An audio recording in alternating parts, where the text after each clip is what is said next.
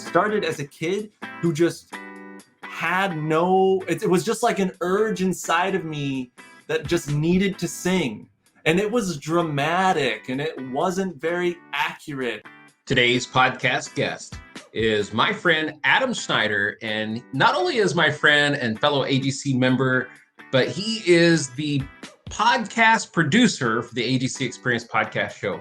But Adam's not here to talk about podcasts today. He's going to be sharing his journey of music and how music can create a mission.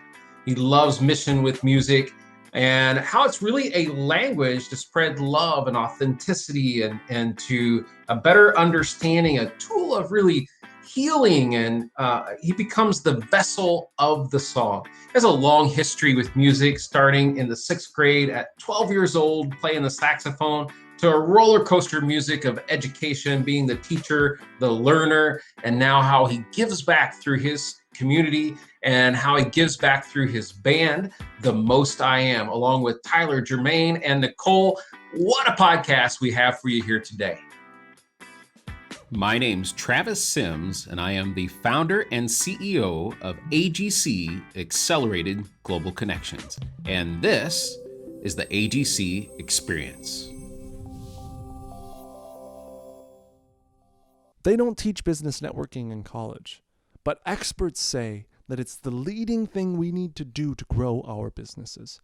Are you tired of doing business networking and getting low results? If you're only collecting business cards and you struggle to build the relationship, or you don't know how to turn the relationship into a referral that closes business and generates sales for your company, you need to consult with Travis Sims, the networking coach. With 15 years in the industry of networking and coaching the leading experts on how to build networks, he can help you get the results you're looking for. Send Travis an email at travis@joinagc.com to set up a free private consultation. Hello, everyone. I'm super excited to be here today on the AGC Experience podcast show. And I want to say thank you to our audience. I want to say thank you for tuning in, for listening or watching, and hitting the subscribe button. We're now getting viewers and listeners from all over the country and all over the world. And it's because of you. You're sharing the podcast. You're telling others about us. You're sending it in an email. You're sending it in a text. You're sending it in an instant message, our link to our podcast. And I want to say thank you. You're helping us grow our audience and you're helping us grow our mission. And that's to spread more business owners, salespeople, entrepreneurs doing amazing things all across the world and through the AGC Experience podcast show. Today's guest, I'm super excited to have you here, is not only an AGC member, a fantastic guy. He is the producer of the AGC Experience podcast, and that is Adam Schneider. And Adam, I'm glad to have you on the podcast, not only because you're the producer and you're usually on the other side of this, but you have an amazing story. You are such a uniquely talented person. You're doing some great things in the world in a very relevant time. So I'd love it if you could please introduce yourself to our audience. Well, hey, thanks for such a warm introduction. I'm really happy to be here. As he said, my name's Adam. I would say that the most prominent component of myself, when a lot of people ask, well, introduce yourselves. Who are you? It's really quick to jump into, well, I'm a teacher, or I'm a marketing engineer, or, they get into all of the what they do for a living. And so for me, I think I have a huge amount of enthusiasm for life. I have a huge amount of curiosity for understanding people's different perspectives. I feel like I'm a very creative individual, which looks like a few different directions. I'm a producer for a bunch of different types of initiatives, AGC being one of them. But I'm also a musician. And I think that's probably where the most solidity and most groundedness in this conversation is going to come. Because I find music to be an incredibly transformative, powerful language. And we'll dive into all of that. But essentially, I'm interested in my band. I'm in a part of a band called The Most I Am. And our mission is to create music that inspires love, that inspires community, and that inspires what we refer to as conscious empowerment. And so music with purpose, music with purpose is really what I'm really interested in cultivating and ultimately sharing with the world. Thank you for that. You know, Adam, you're someone that anytime I listen to you or we have a conversation, you're not only music with purpose, you are a person of purpose. And you're really thoughtful about everything that you say and do and how it impacts others and what relevance it can bring. You're very authentic, just an amazing person. And I want to dive into your music background a little bit before we get about current things, because you have a huge musical background, and I'd love to know, first of all, you know, how many instruments you play, what type of instruments you play, when did it start? You know, did you start as a kid? Have you just started last year? Tell us a little bit about your history in music. Oh man, that's a fun journey for me. And you know, I think most people's history of music is a challenging history, especially in the current world situation. But all of that aside, like there's philosophy and stuff I'd be happy to share and perspectives. But about me personally, you know, honestly, it started as a kid who just had it was just like an urge inside of me that just needed to sing.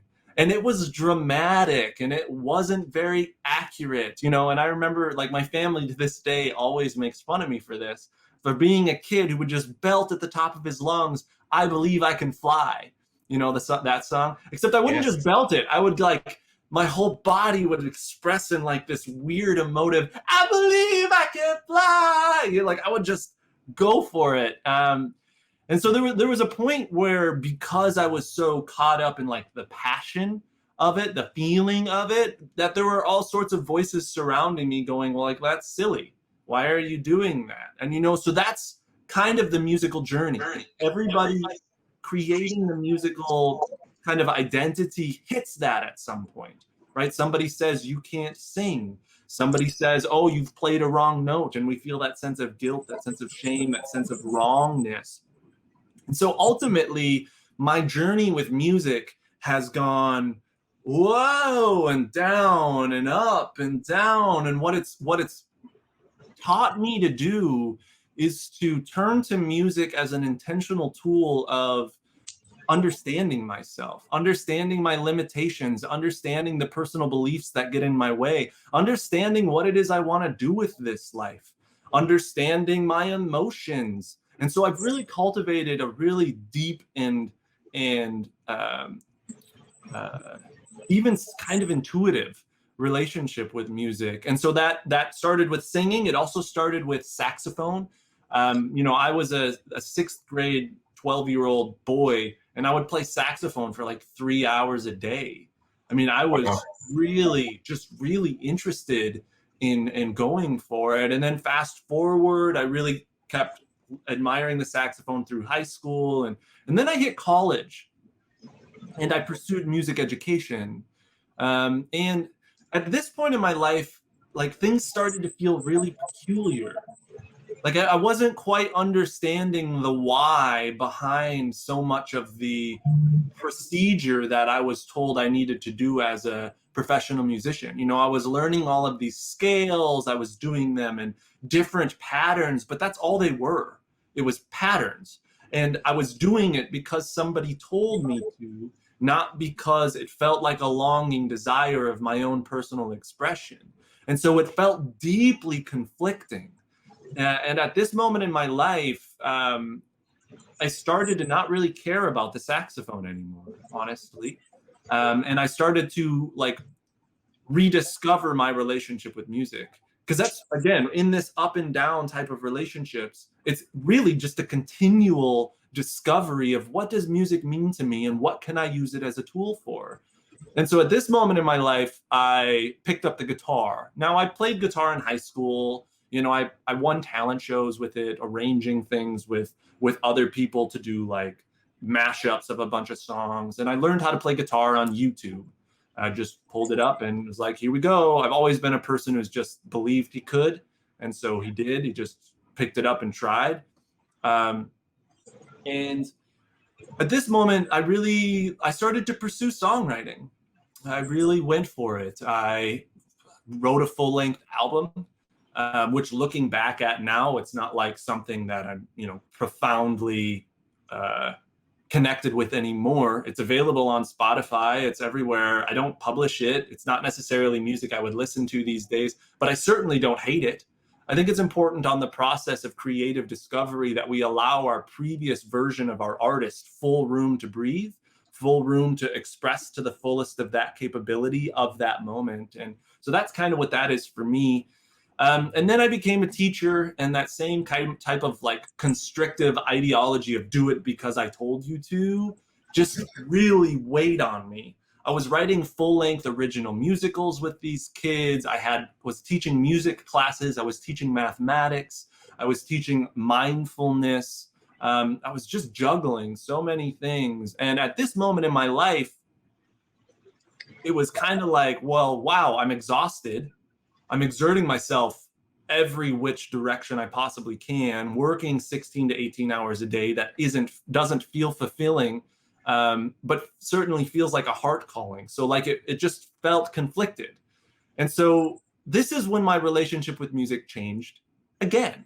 And so now what I did is I started turning to the songwriting process as a intentional tool to seek clarity on something that I felt I needed to understand more in order to move forward in my life. And in this context, what I really was trying to understand was what is getting in my way? Like, why is it I don't feel like I can do what I want to do? And how can I overcome that? And so what I ended up doing is I wrote a song seeking clarity on that answer to what is getting in my way. And the song I wrote was called I Don't Want to Go. And it taught me a huge amount of lessons regarding my limitations of how I was getting in my own way. And ultimately, just to like bring it full circle, it was a fear of poverty. It was a fear of not being able to pay the bills.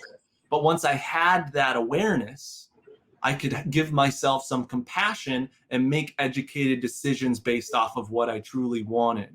Because to make a bunch of decisions based off of fear and to live a life in fear didn't feel aligned with me.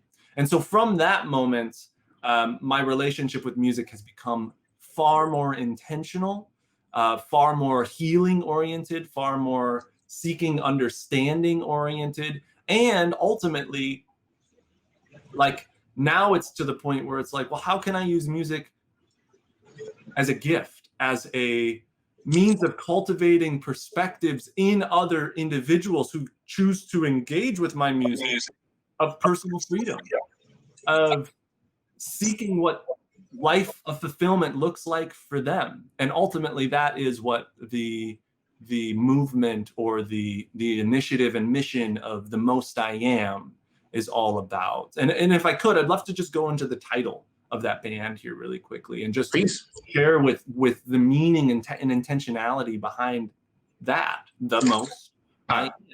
I'm glad you are, because it's actually on my list of things to ask you is about the name of the band, where it came from. Cool. It's like I heard you. No. Yeah. Well, there's two components here. So let's break it down. There's the most, and then there's the I am. So let's start with really understanding the I am. It's not I am teacher, or I am man, or I am from the Midwest. It's not I am any label. It's just I am. It's a state of being of radical acceptance of both yourself, your current limitations, and your current surroundings. It's just a state of acceptance. And then there's the most, which is a striving, dedication, determination, inspiration, action-oriented to discover more of yourself, of your life, to build more, to become more, to feel more fulfilled. And I feel like we live in a world where a lot of people are trapped in either one of them or the other. You know, the I amers are the people who are just totally comfortable with their lives. They have no desire to grow anymore. They're just like press play, repeat. And that's just what they're used to. And that's okay with them. And to be clear, there's nothing wrong with that. And then there's the mosters, the people who are pushing themselves so hard that they're forgetting to take care of themselves. They're just going. It's very exertion oriented. And so the seed of this name is kind of a proposal, an inquisitive proposal at that perhaps these two paradigms can coexist. We can both unadulteratedly love our current life situation, accept it for as it is, and simultaneously seek and effort and pursue for more. And that's what the Most I Am is all about from my perspective. Well, awesome. Thank you for sharing that. That's really an in-depth. I mean, you didn't just come up with that instantly. You've put some thought into the meaning of the name and what it is. And sometimes finding a name can be the most difficult thing. It's like, I found the right people.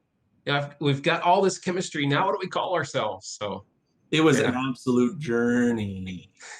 Pulling my hair, and not literally, but I think the sentiment is real. Yes. Well, I have a few questions, and one of them is because I know you mentioned writing music, and when you're writing something, what's the process? Do you come up with the music, the beat first? Do you come up with the lyrics first and then place the music to it? And really, what's the most important? I mean, there's certainly been in the history of music things that everyone can tap their foot to, but it really didn't have a lot of meaning to it.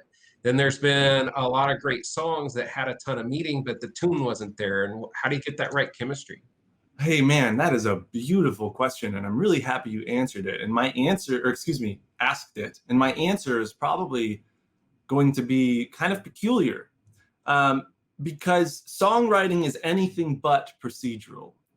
And so what I teach within my songwriting coaching types of platforms, where I'm working in artist developments of particularly young musicians who want to make a career out of it, is that really songwriting is all about opening yourself up to the experience of a song kind of molding itself in front of you. So instead of feeling like I am the creator of a song and I just need to like go for it until the song is done, it's more of like I am a vessel of a song, and I mold the song similarly to like a clay person who's doing a sculpture in clay, right? Like they put the nose on a little bit and then they push it and then they look at it and they push it again and then they look at it and then they push it again. And it's an infinite process until it feels right.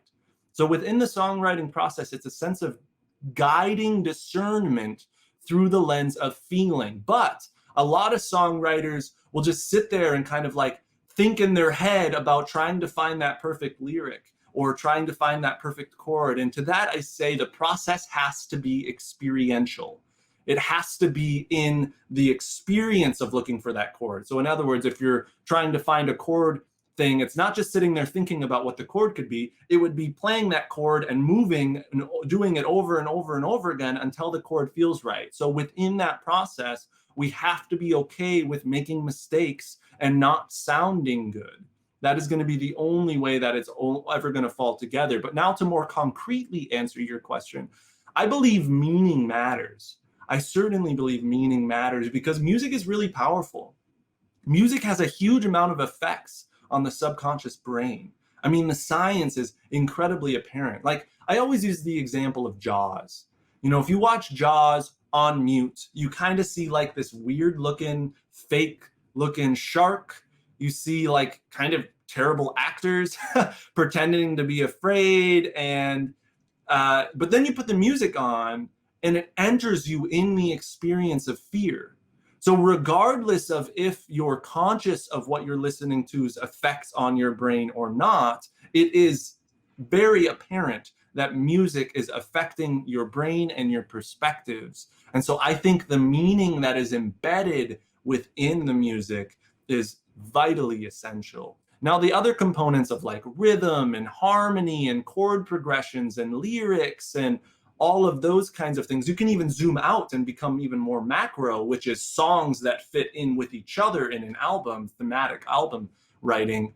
You know, all of that is just like a paintbrush, you know, just or different colors of paint for the painter.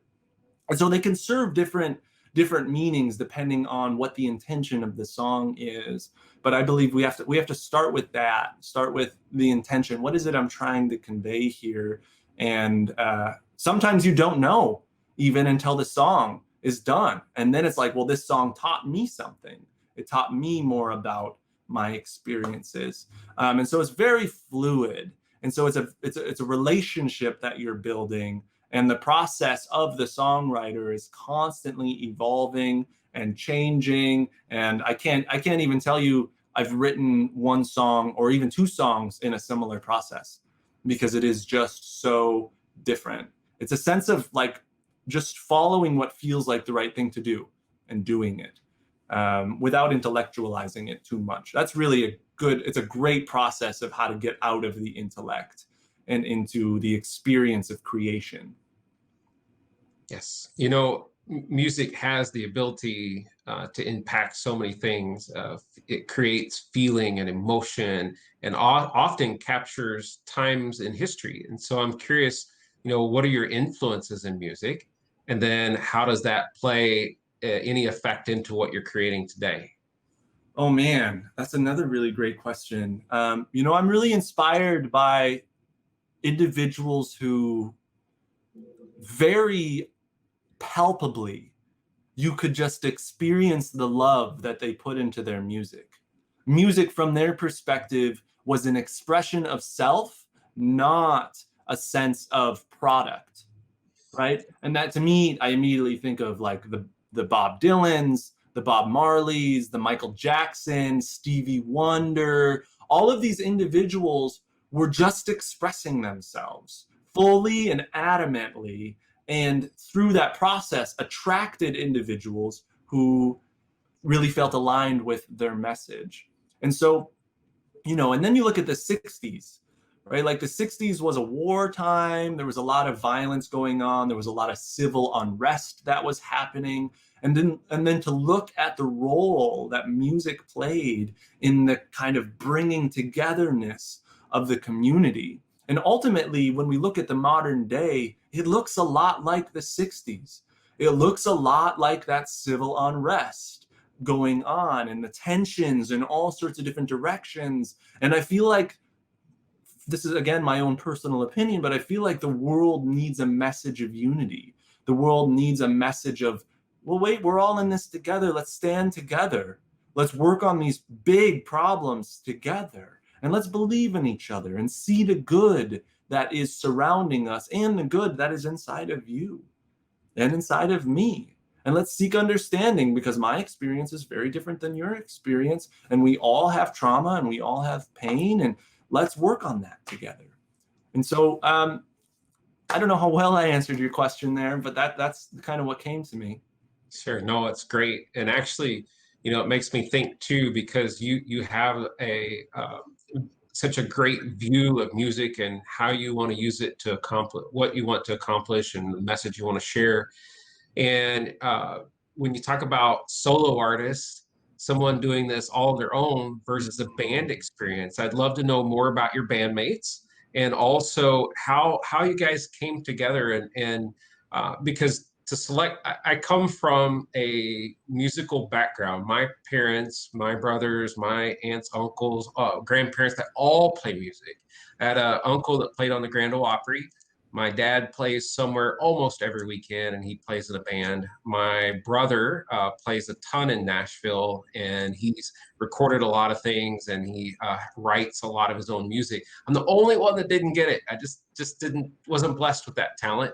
And but I watched growing up how many bands that they would put together and then would break up and start again, and this person would leave, and there's just so much in the dynamics of this band, this team, if you will. So I'd love to know the story behind the band, the people, and how you guys work together so well.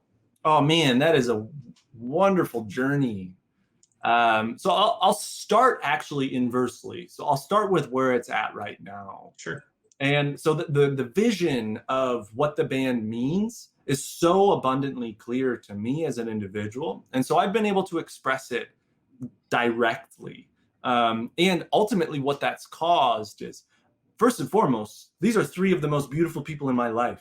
I love these people so profoundly. And that radical acceptance of just understanding and allowing each other to fully be exactly how they are in every moment, in the ups and downs of life, is just fundamentally true for all of us.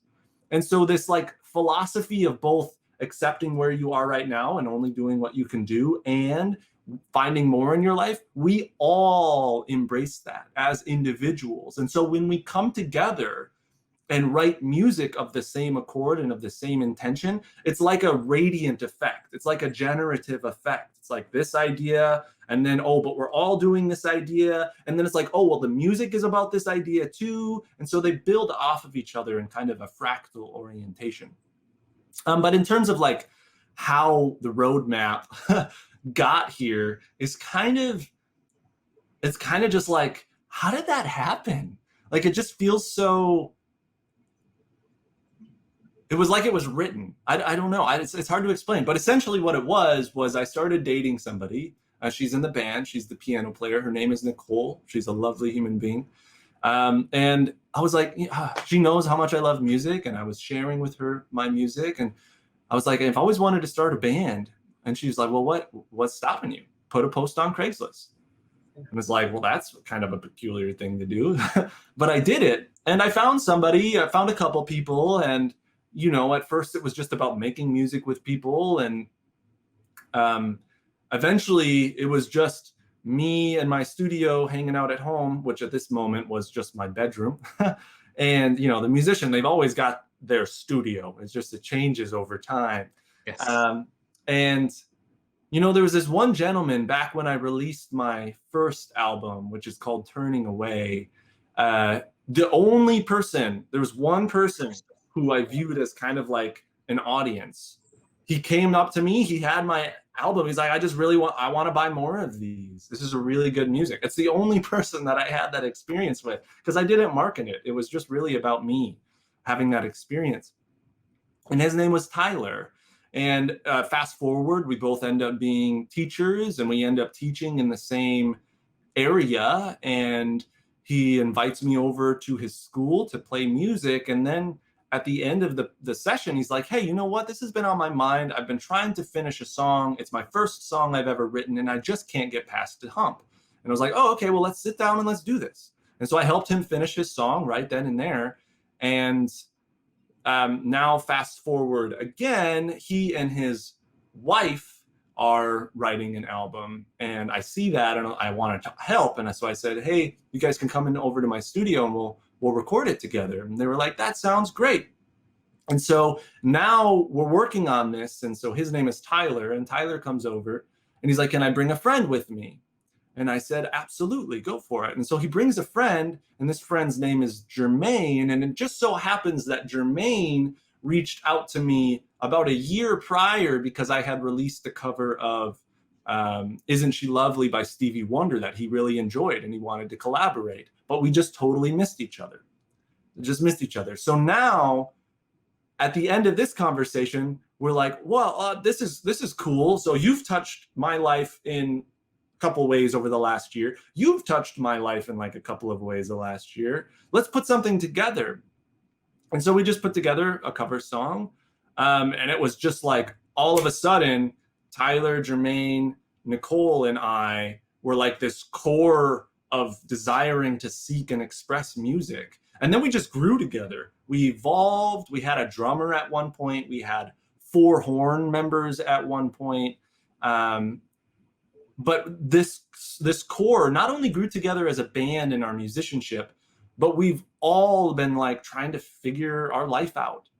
And we've all been supportive on that process. And so we reached this kind of new clarity and rebranded the whole band with that new clarity. And we've gone kind of all in. So it's kind of just a big happy accident, honestly. And that story probably had some ups and downs and twists and rights, and it might have been hard to follow, but I'm just so grateful for the way that it's unfolded and for the trajectory that we are currently on, and just for the care that we feel like we are inspired to contribute. That just moves me all the time. Every time I leave the space with these 3 individuals, I feel like I'm a better individual. I feel more inspired. I feel more grounded, and I'm just profoundly grateful. Oh, that's awesome. What a great story. I know that you are not only recording music and writing music and working together away from the limelight, but you're also sharing. You're sharing what you're creating in such a great way, especially right now. And we're currently recording this podcast during a time of a lot of shelter in place, safer at home type of things with COVID-19 currently happening, that has forced a lot of places that you might have been able to play outdoors or in venues and things of that nature. And you've went to sharing on social media and in a way that's a live, like uncut, hey, we're putting it out there. It's not a production, but it sounds so great. What inspired you to do that, and what kind of reception are you getting? What's your plans for the future? Great questions. I'm really inspired by authenticity. And I'm of the firm believer that your authenticity is the gift to humanity. And so, we've got this really playful kind of banter, loving, silly dynamic that is still so rich in meaning. And, we did one live stream, and everybody who talked to us, and this is back when just Jermaine and I did the live stream, the lead singer, it was just me and him on guitar, or me on guitar and him. Everybody was like, oh my gosh, your love is palpable. Like, you can just tell that you two really care for each other. And I think we are all empathetic human beings, right? And so we just really, with that message, was like, well, what's stopping us? Why not do this? And so we went for it. And there's certainly been crash and burn types of situations, but there's also been really profound moments of community as well. And our path, with this COVID thing, like, the world is never going to go back to the way that it was. All of a sudden, communities on the internet have totally transformed. And so to be on the leading edge of online events for bands is a huge advantage for us, right? Like, when we look at the production quality of our live streams, and then we look at the live streams of the likes of like Jack Johnson and other individuals who are just putting their phones on their computer and hitting the button, is like, well, our production quality was higher. And so that's not to be comparative. That's not to say Jack Johnson isn't a brilliant musician or that he was doing anything wrong. It's just to say that that experience of pursuing that is probably one of the single best business types of decisions we could have possibly made in the world situation. And so we're making the best of it. We're certainly going for it. We've got a full-length original album right now that's in the works called Becoming. So it's The Most I Am Becoming. We're working on cover songs all the time. Particularly right now, we're working on a cover of Change is Gonna Come for the world situation. And we're making sure that the spotlight isn't on us, because it's not about us. It's about the people standing for peace. And we've just wrote an original song that is kind of our gesture towards these ideas. And that song is called You Are Welcome Here, both of which will be released in the coming couple of weeks. And yeah, right now we're kind of doing a little bit of a shift away from the cover band-esque. That was a great experience. And now we're stepping really into the light of our voices. What is our original music? Now, we're not going to set down covers, certainly, but we're going to really excite the original component, because we feel like that's where our message and contribution is the strongest. I think that's a natural progression. Playing a cover allows people to go, identify easily, quickly, like, oh, wow, I know that song. I can sing along. Oh, you guys sound really good at this. You're good at this song. Do you have anything original? Do you write your own stuff? That's got to be one of the next few things on people's mind. And like, oh, yeah, by the way, we've got this, and you share one of your own. So what a great way to do it. Absolutely. Yes. So what lies ahead for The Most I Am? What are your ambitions? Is there a goal in mind, or are you just, hey, we're in the present right now, and here's what we're doing in the present? Well, there are certainly goals. I've got a whole production schedule lined out for almost the rest of the year. We've got a Christmas album that we're putting together, which is mostly going to be covers, again, for that relatability. And we just all love Christmas music, so that's a part of us. But the album is really going to be our focus, and our goal is to release it by the end of summer. But ultimately, like, this is very gift oriented, right? Like, this is very just us aligning in our hearts and saying, well, what do we have to say? What do we have to contribute? How do we feel inspired to compel right now? and just focusing on the act of giving within that process, and trusting that the reciprocal energy of that type of situation could happen, you know. Yeah, we'll go from there. But there's certainly not goals. Do you see yourself playing any venues this coming year, or are venues are okay?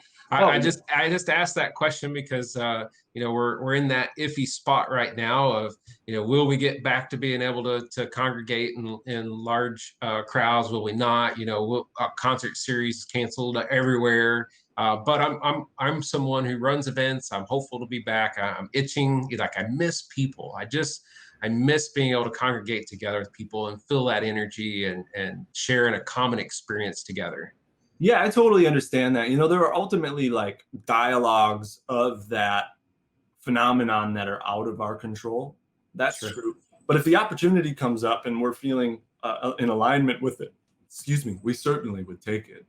Awesome. But we're also really gonna piggyback off of this live stream type of experience, because the reach is bigger, the scope is bigger, but that's not to say we won't ever do live. We're definitely in alignment with that. We'll have tours someday, I'm sure. We're incubating a seed right now, and it's a really exciting time. Awesome. Well, I'm here with Adam Schneider, and he's with the band The Most I Am, and you're creating a lot of unique and music, and it's you're writing a lot of your own stuff. Where can we find your music at? Where can we see where you're going to be playing at? You know, where can we find out more information about you and the band? Hey, that's a great question. Well, there's our website right now, which is in certainly the beginning stages. But if we get your email, you'll get added to our update list as we make updates and move forward with this mission, this seed of inspiration of ours. But then in addition to that, you can find our music. We've released plenty of cover videos. We'll be releasing some originals here in the coming weeks. You can find us on YouTube. Just look up The Most I Am. You can find us on Facebook. Look up The Most I Am. Join our community. We're pretty involved. We care for each other, and we believe in each other. And I think the world could use some more of that. Yes, yes. Thank you so much for being a guest today. You've been absolutely fantastic. I knew you would be. And I'm excited about what you're doing in the world and how you're making a difference through music. And I can personally say that I absolutely love you and love the band and love what you're about, and can sit and listen to the music. You have such a harmony. I mean, it's just, the sound is so gelled together, just fantastic. It almost, although you have instruments, you remind me a little bit of an acapella group because the harmonies are so good. Hey, yeah, you know, that was kind of intentional. You know, when we I'll just as a part of the evolving of the band, so we had drummers, we had horn lines, and it was like, well, wait a second, we've got like 12 people in the band right now. Scheduling is chaotic. And so then the essential question is like, well, what is essential here? What is our uniqueness? And that is like the positivity kind of component, the harmony component, and our chord types of progressions component. And so then we really honed in on those three things, and what you've experienced is the byproduct of that. And acapella, you know, with those acapella groups that have been blowing up, you know, of course, right now I can't think of any, but there are plenty of them that have just gone to millions and millions and millions. And so we wanted to piggyback off of that trend, certainly. And it just so happens we all love to sing, and you know, there's a certain component of voices coming together in harmony that I think is bigger than just music. Yeah.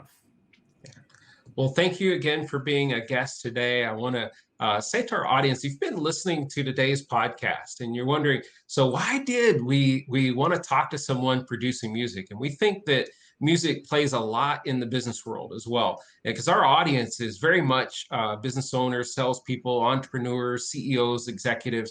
You might be wondering, you know, how can you take your own business team and create harmony? How can you create a cause around what you're trying to accomplish in your business? And music has those variables, and we can learn a lot from music of past and current and future times. So when you're considering the mission and the difference that you want to make in the world in your business, music is a great place to look. So thank you for listening. Thank you for watching the AGC Experience podcast. Please tell others, share us with your audience, send an email, send a text, share a link, and help others be impacted by this. If you know someone that loves music in your life, share this podcast with them and they'll thank you for it. Thanks for listening.